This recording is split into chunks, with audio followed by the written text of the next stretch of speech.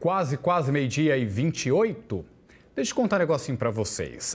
Quem costuma ou costumava ir à Ceasa aqui de Foz do Iguaçu cedo, esbarrava com um monte de consumidor paraguaio, né? Gente que cruzava a ponte e vinha para cá para comprar produtos, seja para levar para casa ou para revender do outro lado da ponte da amizade. E aí veio a pandemia, a ponte fechou, consequentemente o movimento na Ceasa reduziu bastante e o faturamento acompanhou essa redução. O movimento na Ceasa de Foz do Iguaçu agora é esse: poucos funcionários e clientes. Aí baixo, né? O movimento caiu 60% mais, né? O Ceasa inteiro vem sofrendo, né? Porque diminuiu muitas vendas, né? Tanto como o mercado estrangeiro, né? O Paraguai e a Argentina, e também com o mercado interno, né? Que os restaurantes, churrascarias, hotéis estão tudo sem poder trabalhar, não tem hóspede, não tem visitante, não tem turista. De janeiro até agora, o volume de vendas na Ceasa caiu 13% comparado com o mesmo período do ano passado. Antes da pandemia, a Ceasa aqui de Foz do Iguaçu comercializava uma média mensal de até 6 mil toneladas de produtos. Quase a metade disso ia para o Paraguai. Só que com o fechamento da Ponte da Amizade, as coisas pioraram por aqui.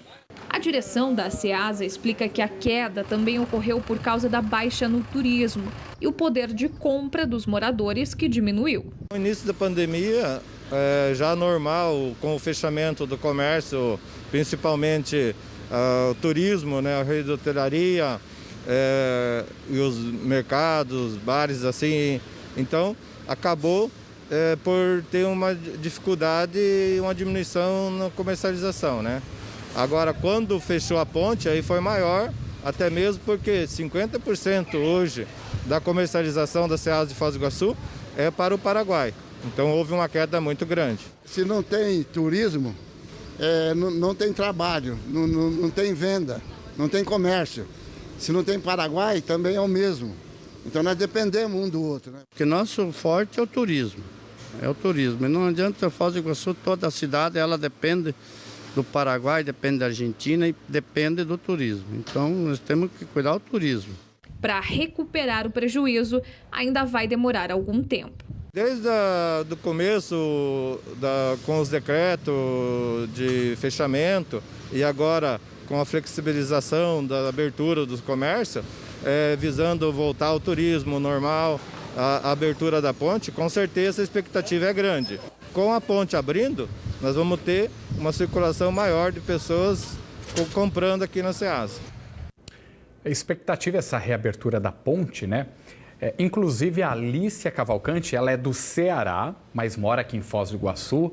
Está curiosa para saber se a ponte abre, se não abre, se abrir realmente a ponte. Marcos Landim vai chegar aqui para contar comigo mais essa informação, né? Até porque se a ponte abrir, aí vale aquele artigo 4º do decreto brasileiro que tem a reciprocidade como prática, ou seja, se o Paraguai abrir, aí nós poderemos transitar, mas apenas os moradores de Foz. Aí as pessoas falam, tá, mas e aí, como que eu vou ter que comprovar? O que é comprovante de residência que vai valer e tudo mais? Bom, Landim, tem muita, mas muita pergunta dependendo de resposta. Eu sei que algumas das respostas você tem agora para a gente. É isso mesmo, Frigo. Essa questão da reciprocidade é muito importante. Por isso, hoje a gente entrou em contato com a Polícia Federal Brasileira para saber como ficaria essa fiscalização numa eventual liberação fronteiriça, ou seja, para os moradores de Foz irem para a Cidade do Leste e para quem está em Cidade do Leste entrar no Brasil.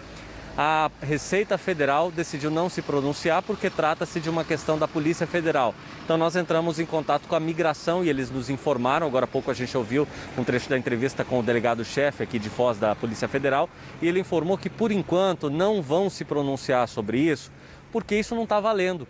É necessário que o Paraguai adote a mesma medida do Brasil publicada nessa portaria que saiu no Diário Oficial. Ou seja, uma decisão muito semelhante à nossa para poder permitir essa entrada aqui na fronteira, dos moradores da fronteira.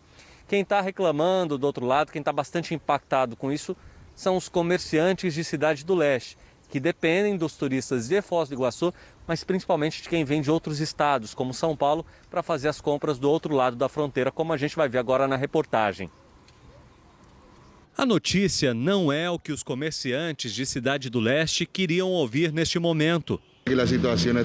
A situação está muito difícil, nossa economia já está no chão e é impossível pagar as contas que estamos devendo.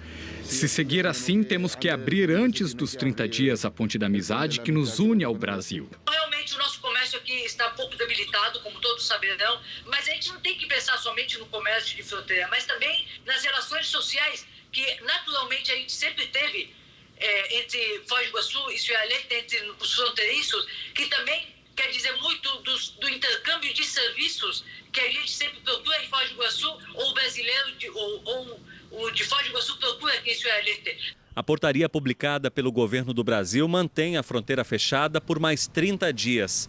Só é possível passar em alguns casos, como por exemplo o transporte de cargas, tratamentos médicos ou servidores públicos que atuam nos dois países.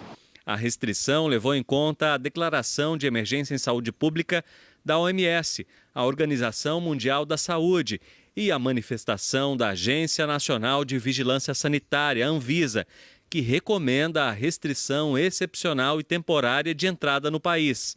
O governo brasileiro manteve nessa nova portaria uma regra que permite a passagem de moradores da fronteira pela Ponte Internacional da Amizade. Mas isso só vale se o Paraguai fizer o mesmo, ou seja, é a garantia da reciprocidade.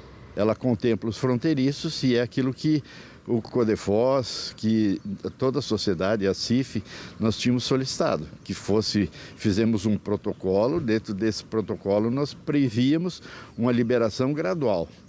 Eu acho que o que o Paraguai fez naquele evento do dia 22, de abrir geral, ou pelo menos anunciar que iria abrir geral, complicou um pouco.